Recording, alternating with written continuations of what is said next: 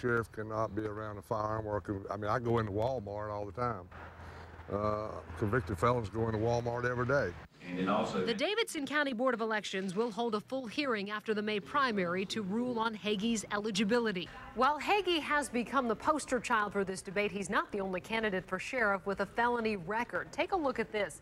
In Avery County, Robert Nubb Taylor has convictions for obstruction of justice. McDowell County's Mark Stewart and Cleveland County's David Morrow both have convictions on drug charges. And in Wilkes County, Willie Tharp has a conviction for receiving stolen goods. To the east, in Washington County, former Sheriff Stanley James has a conviction for embezzlement. And in Dare County, Ryan White has pending drug charges. The gun issue is not the primary motivating factor, it's an ethics issue. Eddie Caldwell is the spokesman for the North Carolina Sheriff's Association. The group is pushing for a bill in the state legislature to keep felons from becoming sheriff. Regulations in North Carolina prohibit a convicted felon from serving as a deputy sheriff or as any other law enforcement officer in our state. And the sheriffs believe that the same standard that applies to their deputies ought to also apply to the office of sheriff. Back in the day, you'll remember that Hagee's office looked more like an army bunker with camouflage, sandbags, and guns.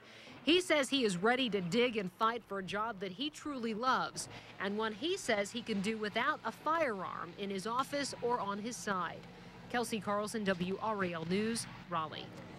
If Senate Bill 251 passes in the upcoming session of the General Assembly, North Carolina voters will have the ultimate say. A referendum to change the state constitution would appear on the ballot in November. Even before this story aired, felons' rights were a topic of discussion on WRAL's online community Golo and on Facebook.